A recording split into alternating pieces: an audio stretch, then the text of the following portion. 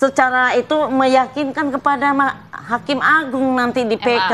Bukan pusing terhadap saya Anda lawyer, saya lawyer. Jangan perkara itu dimasukkan pada hati kita. Baru satu perkara aja Anda udah pusing. Gimana kalau perkaranya 1000? Jadi jangan ya menyudutkan pribadi ya. Saya itu sudah melihat semua berkas, bukan putusan saja.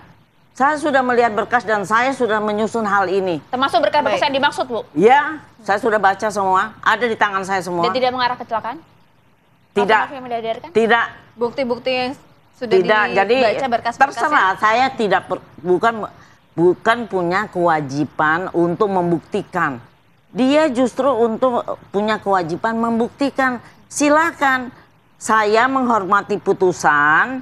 Nanti apapun putusannya saya juga menghormati. Dia kan lawyer, harusnya menghormati putusan yang Anda ajukan PK bukan berdasarkan PK terhadap berita acara, tapi PK terhadap putusan yang telah mempunyai kekuatan hukum tetap.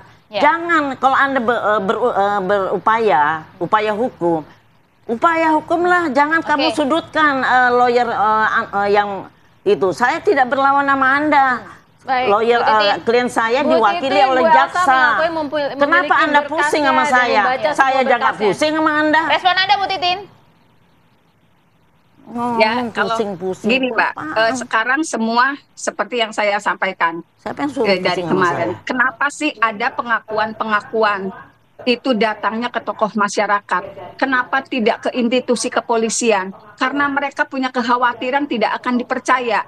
Sekarang jauh-jauh orang datang dari luar Cirebon hanya untuk menyampaikan dia pada saat itu berada di tempat dan melihat kecelakaan itu terjadi. Sebetulnya dari dulu saya paham Mbak, ini kecelakaan. Tapi saya juga kan berdiskusi ketika posisi jatuh korban ini begini, ini kemungkinan seperti apa. Itu yang sebetulnya saya pusingin. Tapi alhamdulillah sekarang kenapa saya begitu yakin? Pantesan jatuhnya korban tidak terlalu jauh. Karena apa? Ini sempat zigzag, sempat jumping. Baru terjawab setelah ada pengakuan itu. Itu semakin memperkuat keyakinan saya. Walaupun betul itu belum bicara di pengadilan, tapi oleh tim dari Peradi sudah dituangkan di akta notaris. Bu Elsa dan juga Pak Hyar, kita nanti juga akan kembali melanjutkan dari segi hukumnya bagaimana. Sebentar. Baik, kita harus jeda terlebih dahulu untuk meredakan suasana. Baik, Bu Titin, kita akan meredakan suasana dulu. Kita juga akan dengarkan dari segi hukumnya akan seperti apa dari Pak Hyar. Usai jeda kami segera. Saat lagi pemirsa. Rifat tuh. Ya, kita lanjutkan dialog. Kalau dari segi hukum, Pak Hyar, pandangannya mengenai apa yang sedang terjadi tadi dalam perdebatan ini? Kalau hukum, tempatnya itu kan di pengadilan. Ya. Itulah hukum. Ini kan di luar pengadilan. Jadi ini persoalan di luar proses hukum. Oleh karena itu saya nggak bisa memberikan komentar yang banyak.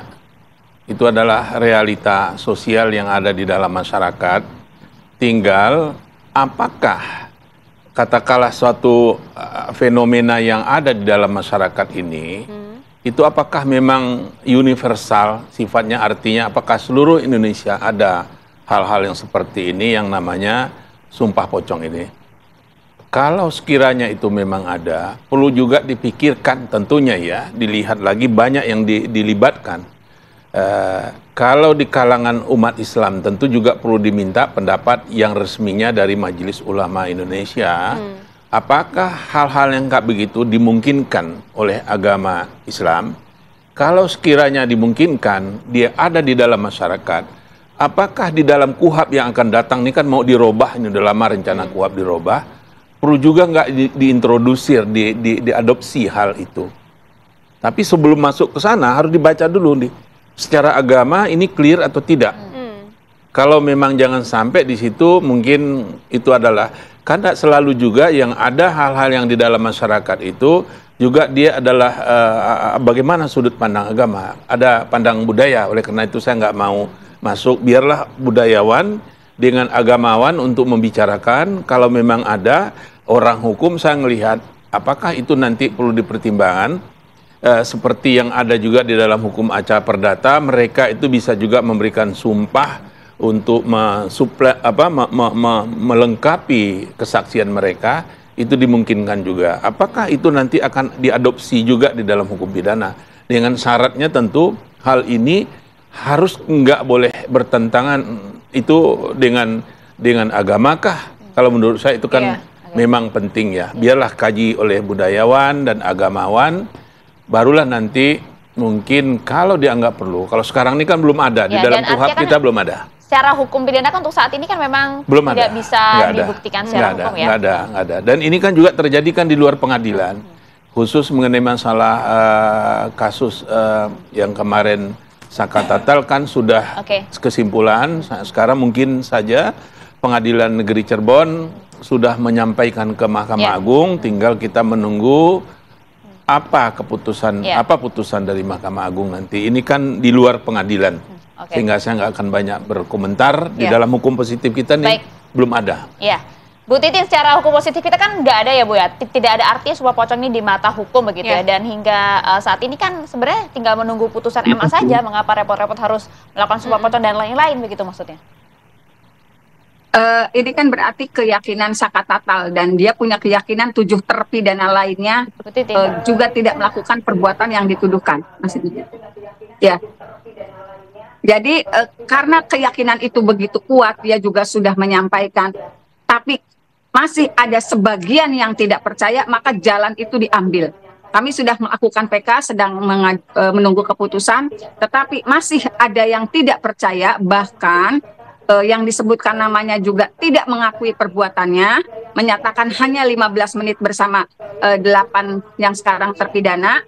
Itu kita buktikan dengan keyakinan Saka Tatal yang berani sumpah pocong untuk menyatakan kebenarannya. Apakah itu misalnya dibenarkan oleh undang-undang atau tidak, tetapi keyakinan luar biasa itu yang saya hargai terhadap Saka Tatal, dan mudah-mudahan mendapat apresiasi dari masyarakat Indonesia. Ini keteguhan hati Saka Tatal yang meyakini dia bukan pelaku pembunuhan, dan dia mengalami penganiayaan yang luar biasa. Iya, dia bergantian ya Bu, nge-rap terus ya, terus ngomong aja terus. Bu Titin bergantian, Bu Titin. Dia ngomong terus aja. Jadi itu adalah keyakinan. Ya silakan kalau menganut aliran keyakinan ya. Kita kan dalam proses hukum, kita tunggu, kita hormati putusan yang ingkrah. Nanti kalau ada putusan apapun kita hormati. Jadi nggak perlu, jangan melakukan salah satu adegan-adegan yang nantinya tujuannya no viral, no justice, no good jadinya ya. Jadi saya bilang silakan kita hormati apa yang dia lakukan, itu kan untuk keyakinan dia sendiri atau untuk melihat ke publik, tapi kan apakah itu bisa mempengaruhi hakim? Karena yang punya keyakinan untuk memberikan putusan adalah hakim. Hakim dengan keyakinannya apakah ini bisa dikabulkan atau tidak dikabulkan. Meskipun dituding nanti nggak berani karena kemudian susah dibuktikan dan lain-lain, serahkan ke hukum saja. Kita tidak berani kepada Allah aja.